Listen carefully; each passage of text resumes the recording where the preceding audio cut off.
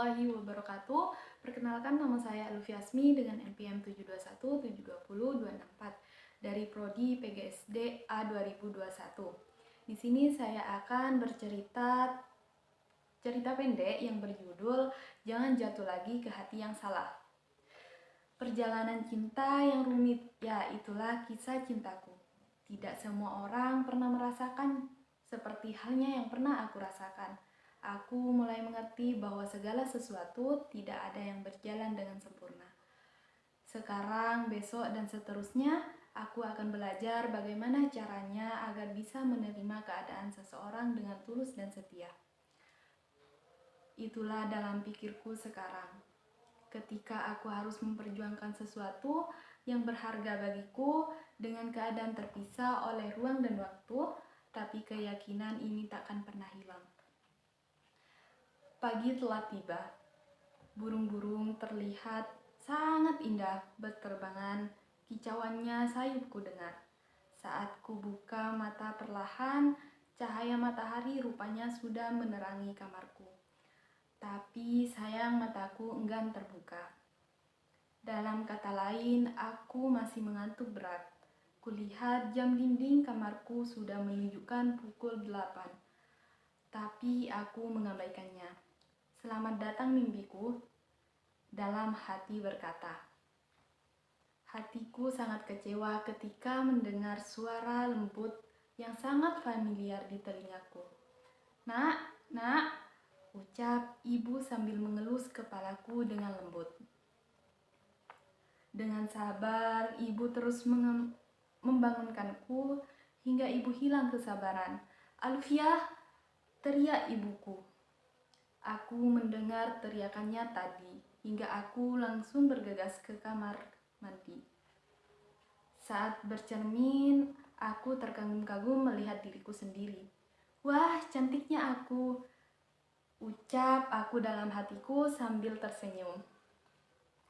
Tok tok tok, Luf, panggil teman-temanku. Nak, temanmu sudah datang tuh, ucap ibu. Aku pun beranjak pergi bersama temanku untuk menuju alun-alun. Kami sangat terhibur sekali membeli makanan dan minuman, membeli beberapa baju dan lain-lain. Hingga tanpa kusadari, waktu menunjukkan pukul 9 malam. Tiba-tiba kakakku datang untuk menjemputku. Guys, aku pulang duluan ya, kakak udah jemput, ucapku kepada mereka. Oke Luf, hati-hati ya, ucap mereka sambil melambaikan tangan. Ketika aku melihat ke atas langit, ternyata langit sudah mulai gelap, menandakan hujan akan segera turun. Seiring berjalannya waktu, datanglah seorang pria memakai jaket jeans berwarna biru dengan rambut hitam. Kakakku mengenalkan pria itu. Dek, itu adik kelas kakak, namanya Vidi, ucap kakak sambil memegang pundakku. Lalu Kak Vidi menatapku dengan senyuman manisnya itu. Membuatku merasakan hal yang berbeda. Tanpa basa-basi, Kak Vidi menanyakan namaku sambil tersenyum. Lalu dia mengajak aku dan kakak aku untuk pulang bersamanya. Sampai di rumah, tiba-tiba handphoneku menyala dan ada notif dari seseorang. Ternyata aku mendapatkan pesan dari Kak Vidi. Sebenarnya aku merasa sedikit risih karena aku takut untuk berkenalan dengan pria yang belum aku tahu asal-usulnya. Dan hampir setiap hari aku mendapatkan pesan dari Kak Vidi. Dia pun selalu memberikan kado lewat kakakku. Biasanya ada beberapa surat juga. Tapi setelah beberapa bulan kemudian, entah mengapa saat aku mendapatkan itu semua, aku merasa senang. Apa mungkin aku sudah mulai apa sih Luf? Ucapku dalam hati senyum-senyum dan sedikit kesal pada diriku sendiri.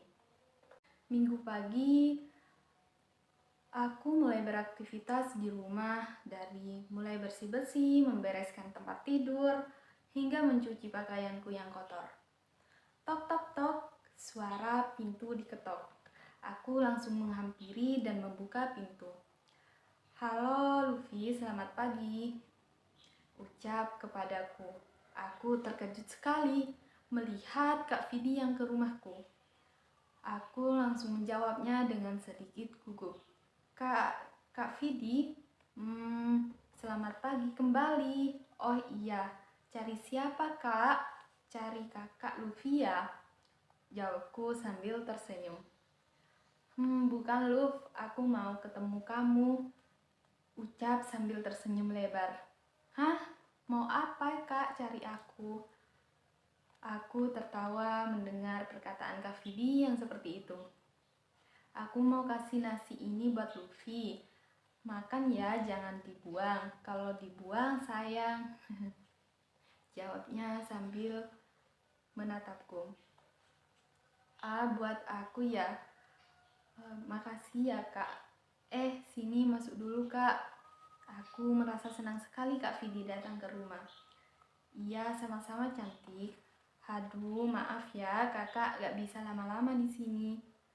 Lain kali aja ya, lagian aku buru-buru ada kerjaan di rumah. Jawabnya kepadaku. Ya udah deh, hati-hati di jalan Kak Vidi. Kalau udah sampai kabarin ya, ucapku ke Vidi. Ya cantik, ucapnya kepadaku. Kini hari-hariku mulai berwarna lagi. Rasanya Kak Vidi seperti pelangi baru yang datang dalam kehidupanku dengan waktu yang tepat. Akhirnya aku menemukan seseorang pria yang bisa membuatku tertawa dengan caranya.